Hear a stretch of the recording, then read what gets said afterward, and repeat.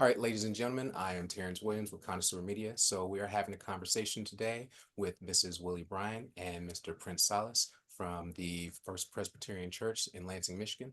So about 2 years ago, we covered an event where the church issued an apology for slavery. And we talked about some of the solutions that the church was looking into going forward for how to really make up for what they considered that sin, the church being complicit in the process. So we can talk a little bit about where we were 2 years ago, what kind of led to that, and also where we are 2 years later. So opening the floor, whoever would like to speak first, Willie, please introduce yourself, let us know, and let's dive into it. Willie, would you like to go first? Yeah, that'd be fine. Hmm. We 2 years later, it goes by so fast. We're in the middle of it, and still it's like 2 years. Yeah. So in January, almost exactly 2 years ago, we participated in an apology to the Black community done by members of the white community. Many of them um, clergy and church attendees coming with us sponsoring that as the Justice League of Greater Lansing, Michigan. So that apology had been issued by the Presbyterian Church USA in their annual meeting in the summer of 2022. So we took that apology and took it to meaning by taking it to uh, areas in the Black community um, where folk could hear that apology. Probably that uh, dialogue had a title called "The Litany of Sin." Is that right, Prince? The Litany of Repentance. Yeah, and so we brought that would state it, and it's very moving for folk to hear an apology. African Americans in this country have never received an official apology. So having, having it be issued by denomination and read with the words, we knew that you were um, being punished. We knew that things were not right, but we saw it and we looked away and we're sorry. So those kinds of interactions was very meaningful. And so that we did that a couple of three times, I think, in the area, and we did it later that summer at the Capitol, on the steps of the Capitol. We had done it earlier at the library, public library. So um, that was very meaningful for the community to hear those words and and for the Justice League to represent an organization that wanted to have African Americans hear those words. And so we have moved on since January of 23. We've moved to where we have allocated reparations, and we are working on an additional project. Uh, our first allocations were educational scholarships that uh, we gave to 10 graduating seniors in the greater Lansing area, $5,000 each um, scholarship. And those students are today in college. Three of them are here um, at Michigan State, and the others are at schools around the country, actually, two at Howard, one at U of M, one at Chicago Art School. Um, there are really four here in Lansing because another one's at LCC, local community college, and Siena Heights, and I think Central Michigan University. So we've have quite a wide span, but It's been really great. We hear from the students. We have had them come back to us in celebrations that we've done. So it's been quite a nice relationship. We hope to continue that relationship and even grow it in terms of following the students and having the students know that it wasn't a one and done with them. We will be there and we will be um, willing to help and guide and listen and work with the students. We're also starting to go into a second phase of our reparations project, and that's housing. So we're currently in the middle of a house bill for a family here in Lansing who's not been a homeowner before. And so this will be the first home ownership. And that plugs into for us generational wealth because this family had never owned a home before. And so now um, this the individual who's purchasing already has eyes on being able to will that property to grandchildren so that there is some generational wealth, one of our key goals there. Prince, I want to give you a chance to also contribute anything that you want to add, talking about like where we started 2 years ago and where we are now. But also wanting to highlight that these are very tangible things, tangible wins that you've been able to issue to, at the very least, the 10 seniors, but also with this new upcoming project, to 10 families that uh, would not possibly would not have had opportunities that are being presented because of this. So that's a very major thing to be able to have done in 2 years.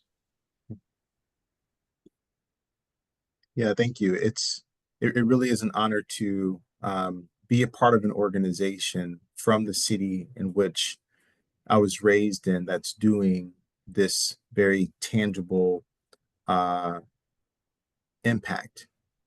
And we realize that in doing this work, that reparations is not a new concept, right? A 400-year-old legacy that we're simply trying to breathe new life into. And so, part of the momentum is due to our approach of educating people about the legacy of slavery, its aftermath, and the impediments to wealth accumulation. So, our overall goal is to try and close that racial wealth gap for the descendants of enslaved African Americans in the greater Lansing region. So, one of the things I want to highlight here is our outreach. And I want to make sure that you can see that on your screen. Terrance, can you see that? Yes. Okay. Okay, perfect. So, this here um, just shows the amount of outreach we've done over the past couple of years. So you'll see that, a bulk of our presentations has been done within the faith-based community, right? Houses of worships and different congregations. And then to community organizations, as well as businesses. So by presenting not only within houses of worship, but colleges and seminaries, as well as local credit unions, we're able to get the mission and the vision of the Justice League into every sector of our society, right? And to empower the everyday person to be a part of repairing the breach. And so I think that we've done an excellent job at staying consistent with educating people about a very, sensitive subject that we often don't get into the knit and grit as a society about. So as we educate, as we have that dialogue with people in this community, we remind them that it's possible, where there's a will, there's a way. Um, another another outlet that has allowed us to uh, continue to spread the significance of repairing the breach has been through media. right? And so when we look back over the past couple of years, we have to be very thankful for persons like yourself, to just reach out 2 years later and say, hey, I'd love to follow up with you guys and stay on that beat of the work that you're doing. And so in the past couple of years, we've been, keeping local publications and media outlets informed of our work, as well as had the opportunity to do some national interviews, like on NPR, All Things Considered, as well as stateside news. So it's been nice to get our tangible impact, our vision, and our mission to different aspects of not only the city and state, but also throughout the country. And I think that's been helpful, in just keeping people abreast of the work that we're doing. How And m- then, sure. how many people do you think you've reached now with the different levels and realms of outreach that you've been doing? How many people do you think have benefited from that educational outreach? It's a really great question. I really, I'm really not in a position to put a number to it, but what I can say is that based on the response and based on the momentum, that people are listening and people want to engage. Um, I always try to keep in mind when we go out into the community, we do these presentations, that I'm not always expecting to move an entire ecclesial body or persuade an entire community organization. But if there's just 1 to 2 people that want to participate and support the work that we do, then that can open up, many other doors. And that's what we've experienced, a handful of committed people toward the notion of reparations in the greater Lansing region that continue to open doors and opportunities for this organization to spread its message. And through that, um, our outreach continues. Absolutely. Absolutely. Yeah, That's awesome. yeah. So I have a question. It's that is somewhat sensitive considering like the current political climate. Um, Seeing as after the most recent national election, we are back in a Trump presidency, and we have seen this administration move very quickly towards ending any programs, job wise or community based that they can that include words like diversity, equity, inclusion, uh, or things that would highlight the types of issues that you are currently educating people about. How important do you think it is that this work continues and spreads even beyond Lansing and the work that it is doing in Lansing and in the greater Lansing area? Willie? Yes. Well, I certainly hope that we will even get larger audiences. I think that folk are feeling frustrated about not being able to do anything, you know, and that's how we came to this work, is the frustration that people feel and felt about not being able to right the wrongs. So we created the Justice League as an avenue for, for folk to be able to uh, influence and be able to be a part of changing the narrative. And so I feel like that could be the place that we thrive in this climate. Is that I remember distinctly we the election the election on November 5th, and on November, and we were planning our fall celebration of the work, our sort of anniversary. And so on November 6th, we got a phone call from someone who wanted to make a reparations payment. They said, I want to transfer some stock into the Justice League as a payment. I see what's going on, and it's horrible that we have reelected someone whose values are not ours, and whose aims and goals are not the betterment of society. And so, what can I do? One of the things I can do is I can help an organization like yours. I can contribute to the work you're doing. And so that gave me hope, because I was fairly devastated about the election. It's like, how could the country elect this convicted felon, and so forth and so on? Um, but that gave me hope that there are folk who want to change the narrative and will do something about it when presented with the opportunity.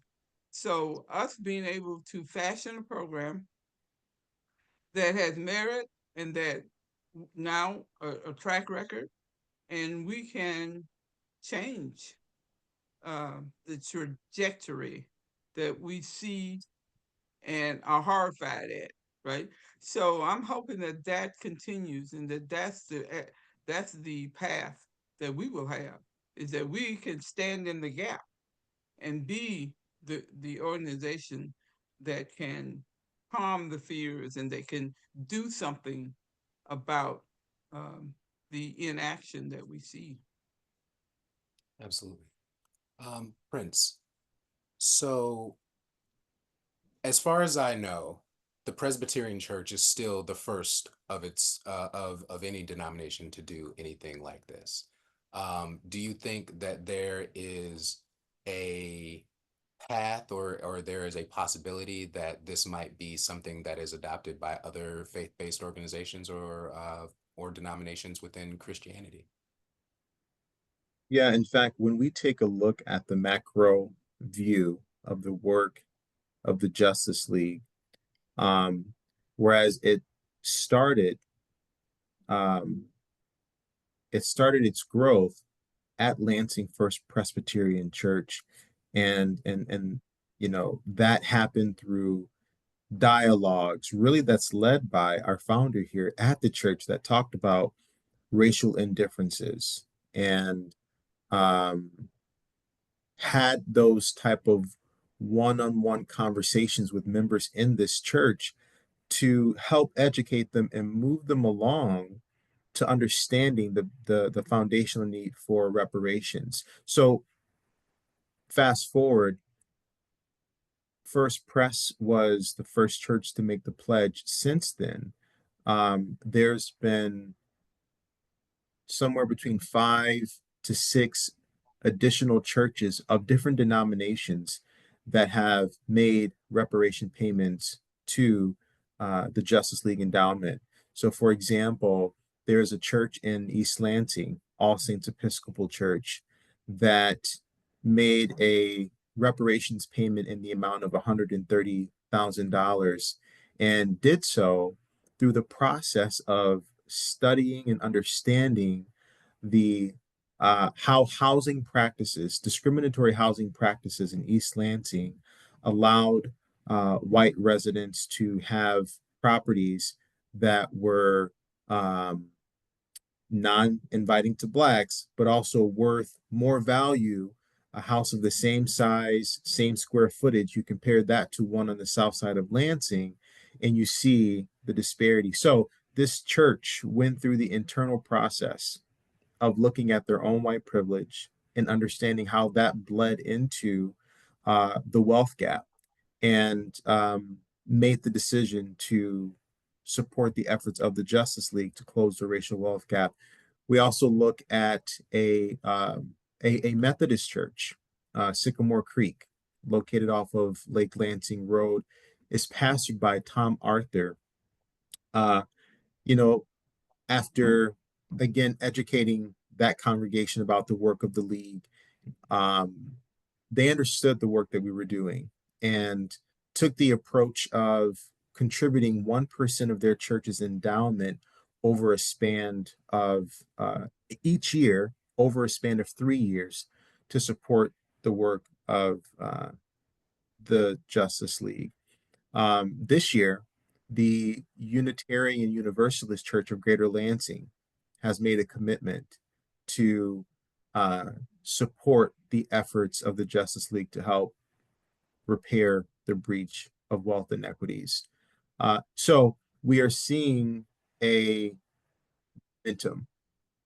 Different churches of different denominations who say in their mission and their vision that, hey, we want to live into God's word. We want to help with equality, racial injustices, social injustices.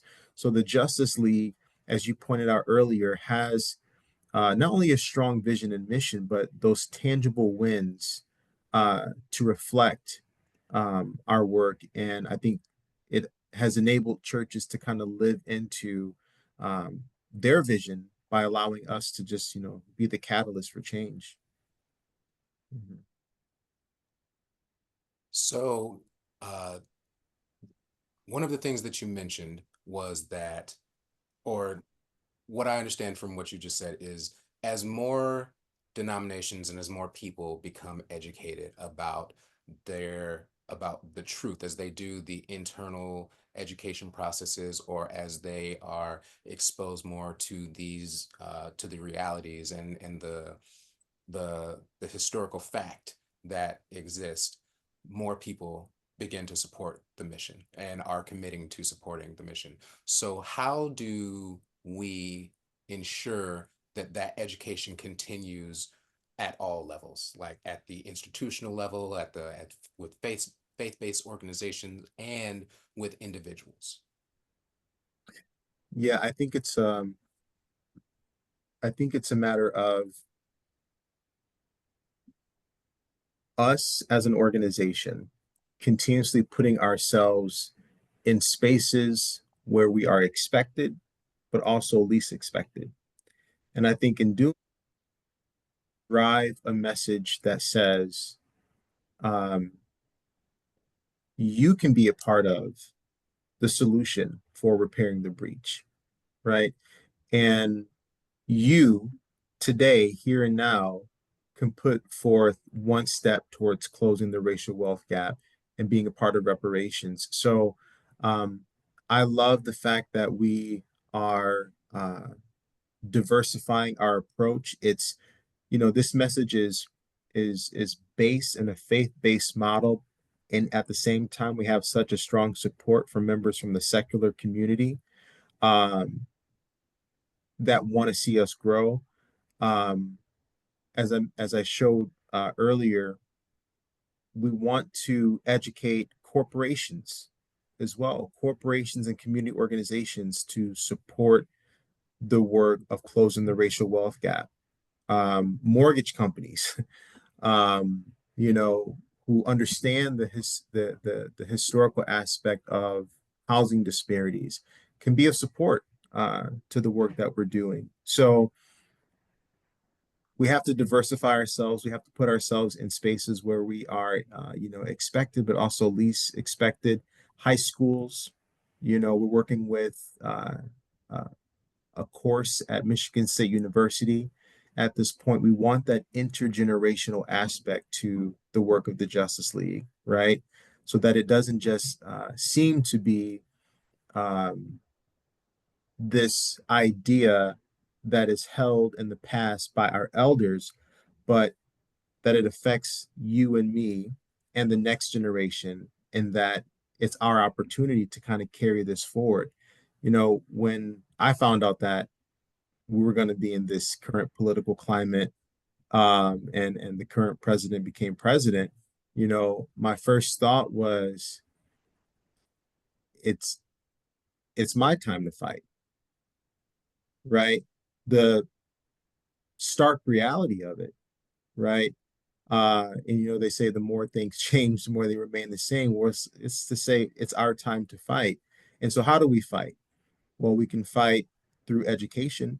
We can fight through real conversations and dialogue. We can put ourselves in spaces with people that didn't anticipate on us being there, and we can change the narrative by being consistent.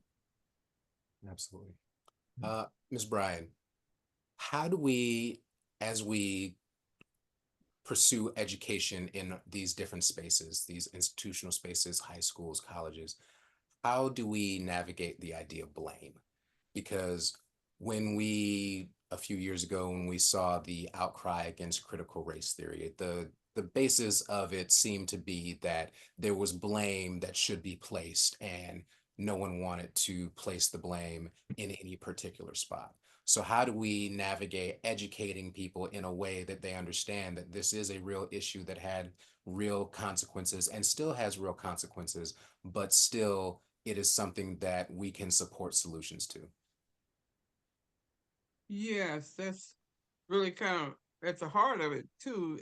And one of the reasons that just the word reparations brings fear into folk when you speak the word, when you have that conversation. So what our approach has been is to disarm that, is to normalize the word reparations, because that's just to bring that word to the surface gives folk who have not who have not done any research on their own, but it gives folks that fear of, what do you want from me? I mean, I you want to take my house, or you want me to, give you my car, or that kind of thing. So we were very careful to not put it in that level, to not say, all right, open your purse, give me $20, because that's one. Uh, we didn't take that route. We said, it's this where we are now is a systemic and structural problem, and it deserves a system. It deserves a structural solution. So that our solution to that is to go to, a likely place for us was houses of worship, because we know, and we can, and the folk who are in those houses of worship cannot refute and have the information that their uh, ancestors, their lineage, profited and benefited from the selling and purchasing of human beings. So we can go. So these are people of faith, they follow the teachings of some uh, uh, deity. And so to say to them, you can repair that damage caused by the historical damage that your ancestors participated in. You can have some influence there. And we're not talking about you going and sharing your personal wealth. Church, churches have these huge endowments, many of them. $10 million is not uncommon to have in some of these very wealthy churches. And that wealth came, in many cases, directly from slavery, chattel slavery. And churches were awarded uh, uh, enslaved persons. Churches sold enslaved persons to stay afloat and to keep their churches invested in and made profits just based on the amount of human beings they owned. And so we could take that history and say, we can right this wrong. We can change this trajectory of folk feeling guilty, because you don't have to feel guilty. Well, we don't want that. We do not want folk not being immobilized by the feelings of guilt. What we want is folk willing to work, roll up your sleeves, and work toward normalizing this topic, work toward taking away the fear of hearing the word, or the fear that we will accuse you of being racist, or the fear that your personal property will be involved. And so by providing a solution where that people can work on, one of the churches, a couple of who had huge endowments, could go to their congregations and say, "Listen, um, we can go to our financial advisors and have them take a very, take a small portion of the riches that we have, and you know many of these churches and how the worship did their own research. They found that they had members who had had their ancestors had been enslaved, and then they found they had members who had been enslavers. So they had it right there in front of them, and they could say, so we could take this endowment, take out $100,000 from, we got 10,000. I mean, we got uh, a million or 5 million there. We could take out 100,000 or 200,000 and put it toward this work, and we can help in the work. So we have many volunteers who studied and researched their history, and they come to us to say, I want to see this change, and I want to work with you to change it. So we say up front, we don't want the guilt.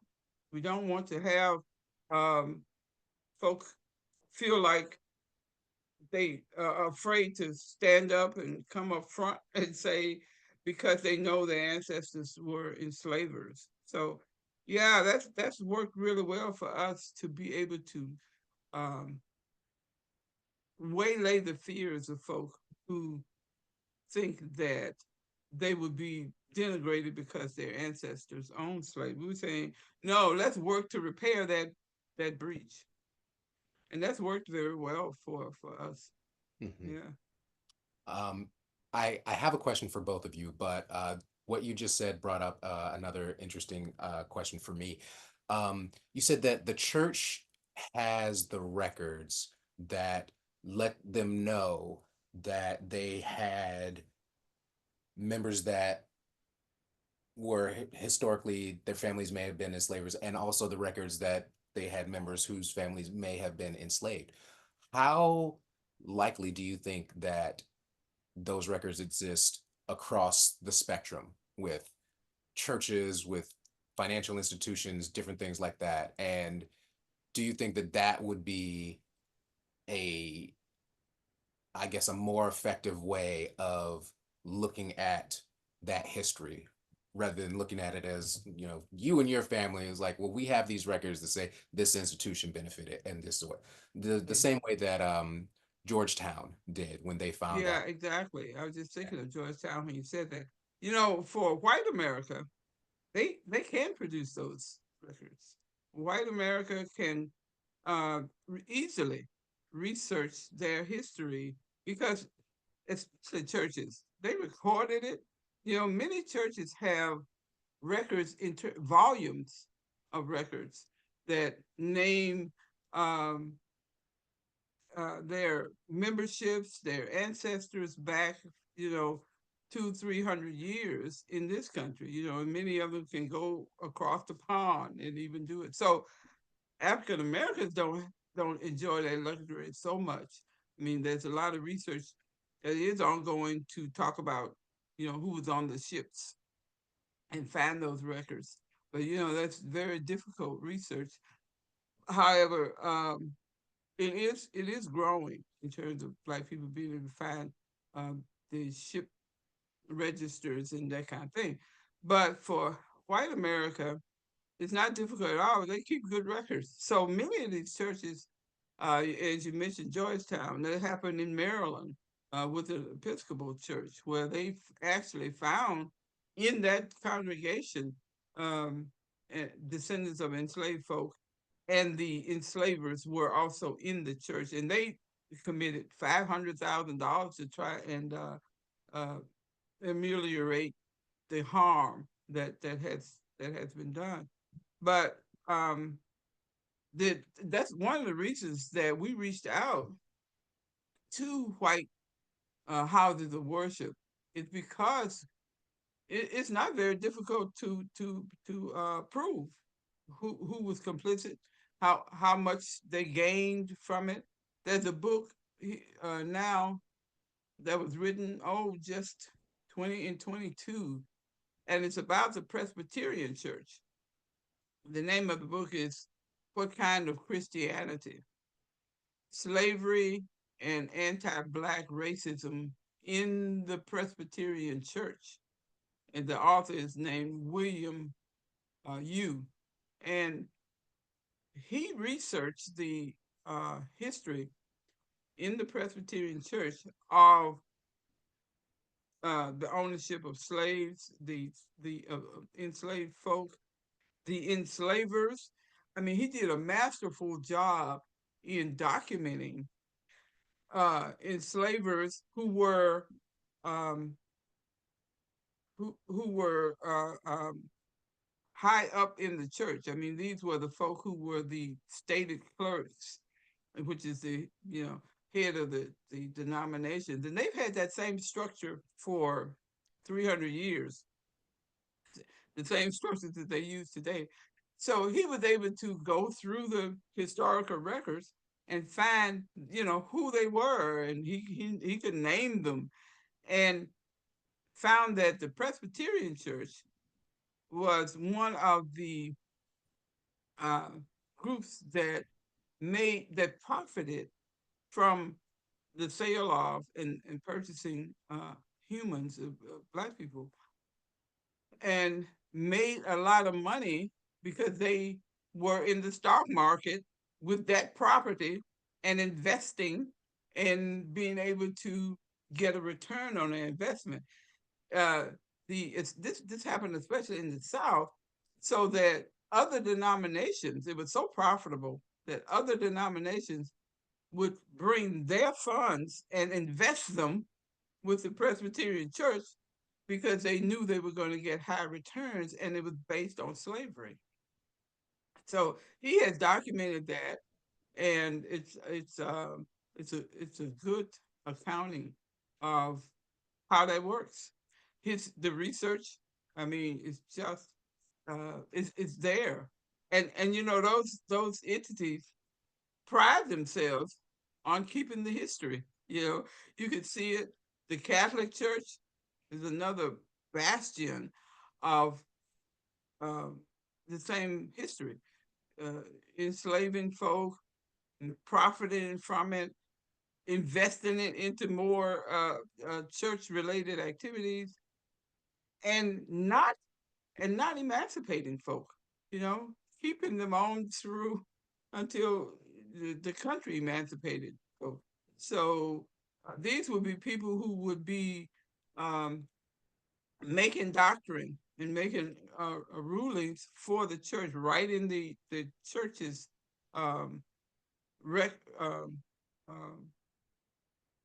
guidelines. And so they would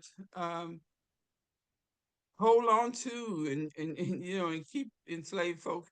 They didn't have this this coming to the realization that maybe we should not do that. Maybe we should emancipate our folk. No, it was like, no, we'll hold on. Jesus even wanted us to do this, so they would rationalize it and make their folk comfortable so that folk would continue to invest. Yeah, it wouldn't be difficult to name and to locate. William Yo did the research there with the Presbyterian Church, and he even gave stats from other denominations. But any of those denominations could do that same thing. Prince, do you have anything to add to that before we ask the next question? I really actually want to hear what you think about this as well.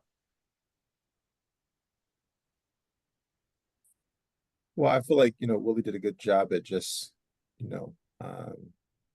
summarizing just the whole breadth of that. I don't really have anything in particular to add. The church is in need of recognizing its history, and in doing so, we hope that they move to be proactive in helping to reconcile and to help repair.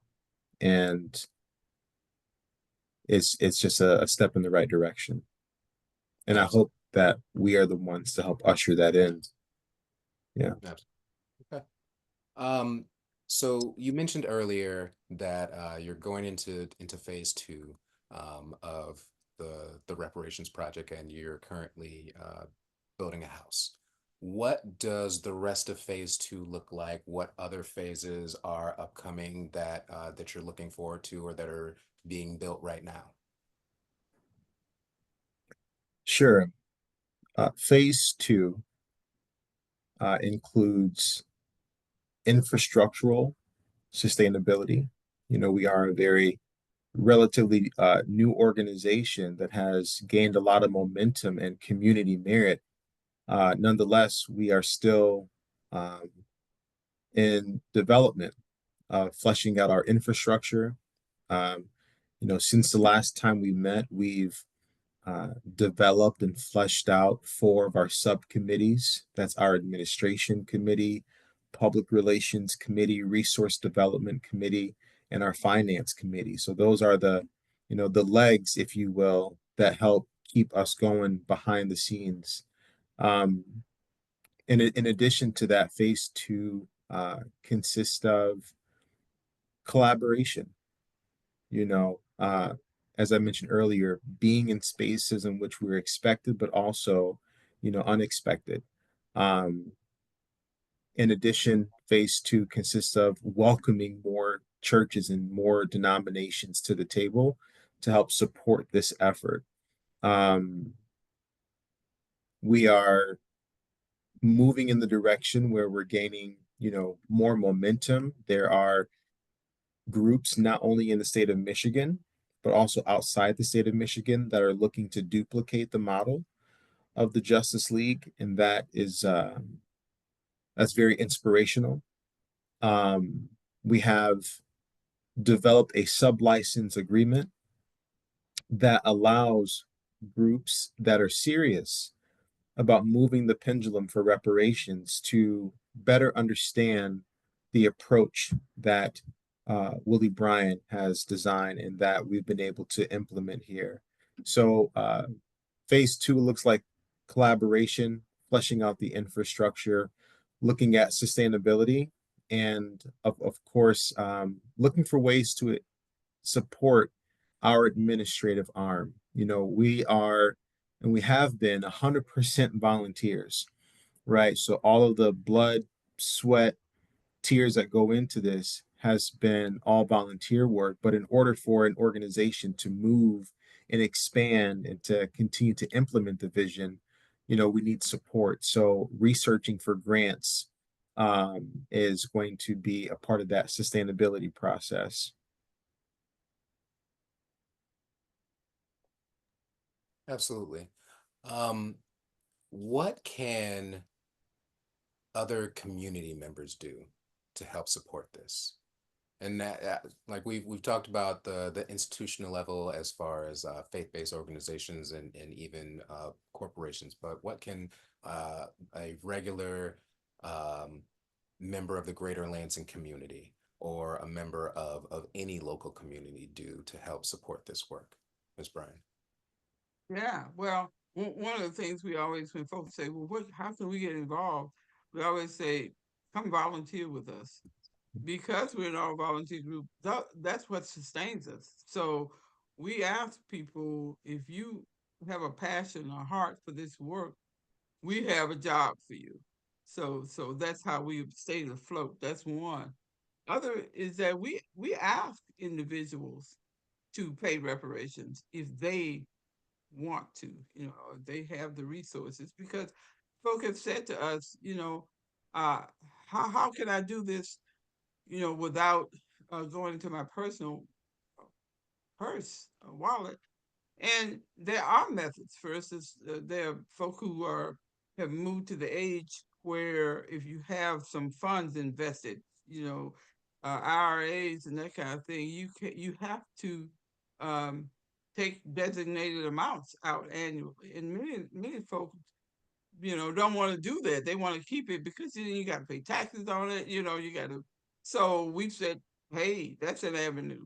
If you have RMDs that you would rather not cash in and pay taxes on, transfer it to us. So we give folk out to be able to do that. But the other thing for Black people, for instance, we say up front, Black people are not paying their own reparations. So we don't go in and ask folk to bring any funds in from their personal ledgers. We say, however, that African Americans are, and we are honored to have African Americans do this, uh, donate to the administrative arm because we don't, volunteer. We don't have paid staff as such, but we do the work, and the work needs to get done. So we say to African Americans, if you want to see this work get done, you want to see it work,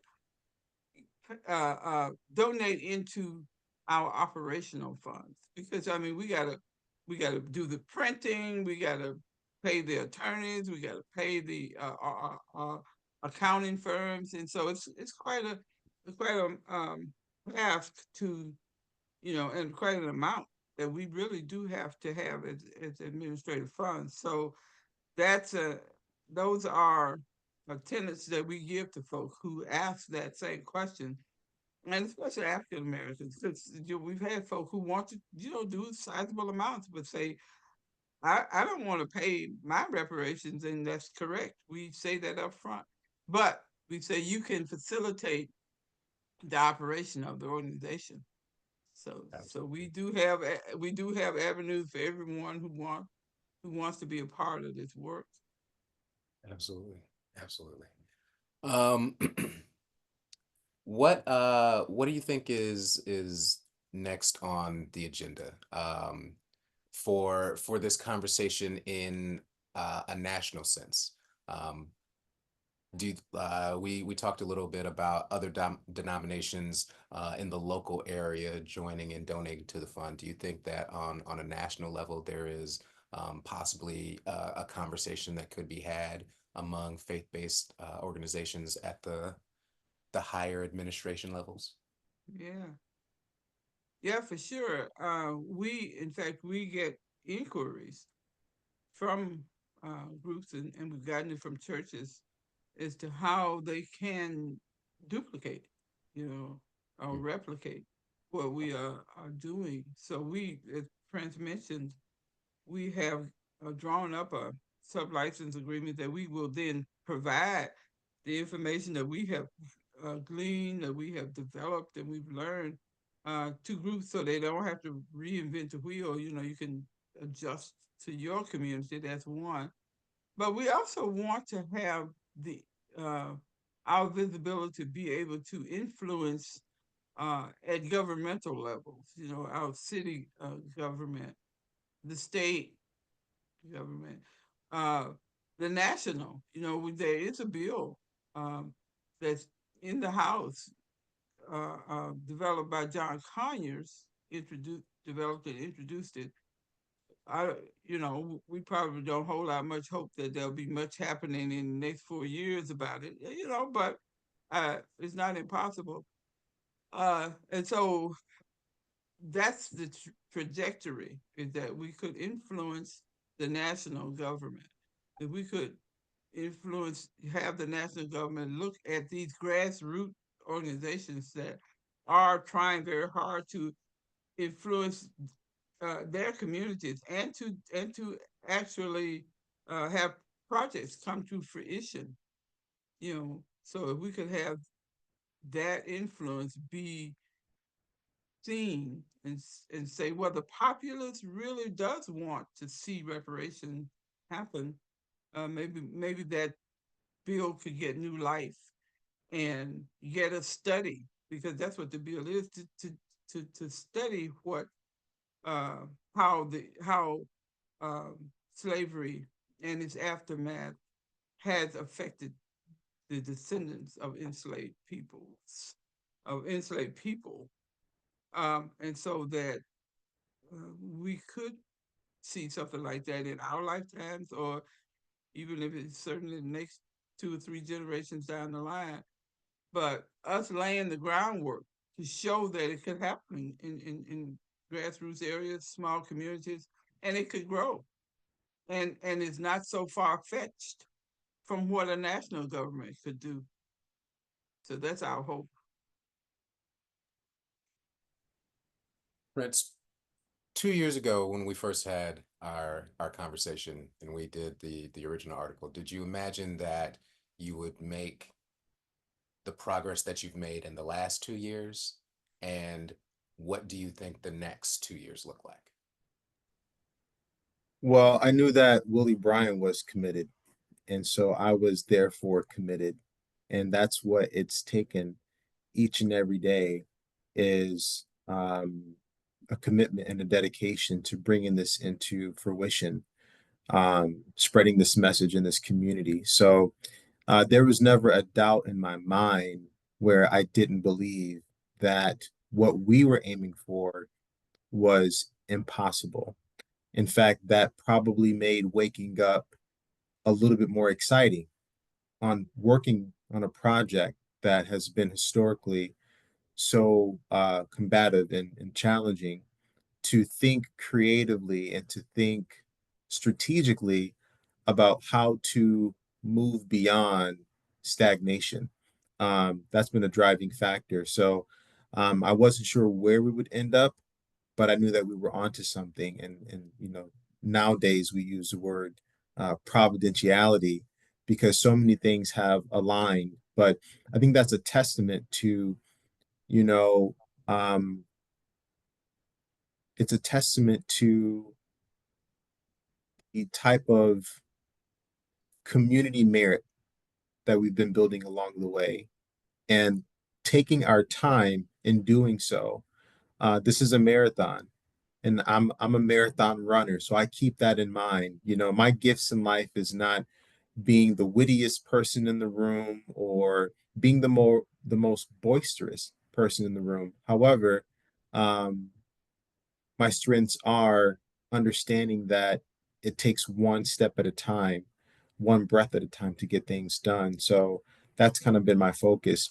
2 years from now, I believe that there will be other um, replicas of the Justice League throughout the state of Michigan that look for um, our guidance and or support in that we will have, a group of not just community activists, but elected officials and community organizers that come together um, throughout the year to um,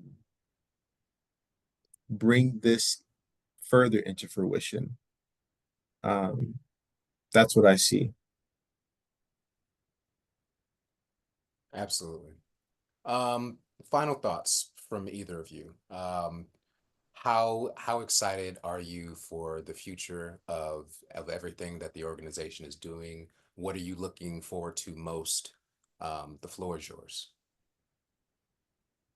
I'll go first because I envision that we will continue our trajectory toward um, righting this wrong and giving individuals a way to think about how to right the wrong and how to bring equality in. Because many times what we hear is despair. It's like, well, that's the way it is, and it's been so long ago that happened. There's nothing we can do about it. We want to stand in the gap and show that there is something we can do. We can be decent human beings, and we can make a difference.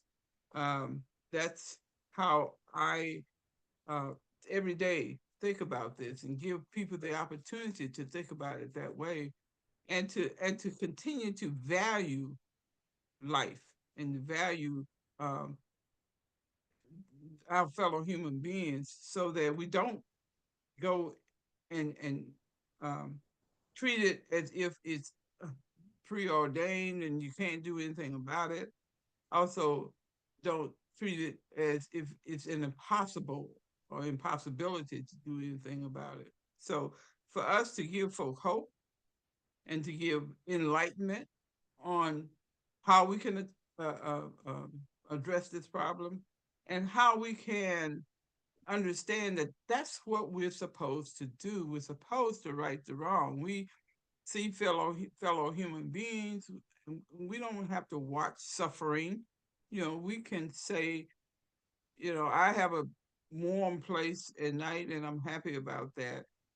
Let me also help and provide a warm place that someone else had tonight. So that's how I see, and to have longevity to this project, not let it be a one and done, not let it be a 2-year project, but to have and put in place um, the uh, um, the structure that will allow us to see this operate in perpetuity, because it was a long time happening, a long time they brought us to this place, so we don't expect it to happen overnight, but we could put in place elements that will allow us to gradually move this pendulum, move the needle to where we can demonstrate that we want to see, we want to be the change we want to see.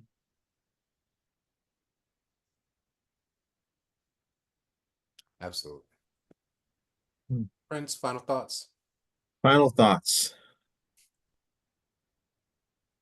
When I wake up in the morning and I think about the work that we're doing, I immediately go toward the image of the African American woman being on an auction block and having her babies ripped from her arms and sold into different parts of the country. And I think that's so imperative because when we look at the historical damage and we put it into context, it is the uh, white male patriarchal figure who has suppressed and owned and regulated all aspects of the African American woman and all life that has come through her for more than 4 centuries. And so part of repairing the breach and repairing um, uh, human decency is acknowledging that dynamic. And so um, protecting and supporting um, Black women is very imperative to repairing the breach. I can speak for myself and probably can speak for you too, Terrance, that we came through uh, a Black woman, right? And our grandmothers and great grandmothers who gave birth to us all have been uh, subjected to the worst cruelties by both white men and white women in this country. But at the order of law and at the order of enslavement due to the white male. So I'm very conscious about that historical piece. And so hitting ourselves to the idea of supporting those who might be deemed oppressed or those who might take on so-called lesser value in the eyes of white patriarchy in this country. We have a duty to do that, and I think our integrity, but also the truth within us is tested when we're able to do just that. Um, that speaks against power structure and power dynamics. So I look forward to the future. I look forward to a community of people from all different racial backgrounds and immigrants, whether it be from Cuba or Bosnia or Croatia, that come to this country and understand the dynamic of the black and white dynamic and choose and have the option to be of support in restoring what has been broken and repairing the breach. So we open up that avenue to all that have come to America to enjoy its riches, to enjoy its land, to enjoy its opportunities, and understand what has been put at stake in order for that to happen. Everyone should have the opportunity to feel empowered to repairing the breach. So that's what I hope that we're able to do moving forward. I want to thank you both for your time. Thank you for speaking to me today. Willie Bryan, Prince Solace, Greater Lansing, Justice League of Greater Lansing. Thank you both. I'm Terrance Williams for Connoisseur Media. Thank you, Terrance. Thank you for having us and speaking about our project, Beauty. Yes, ma'am. Yeah, there's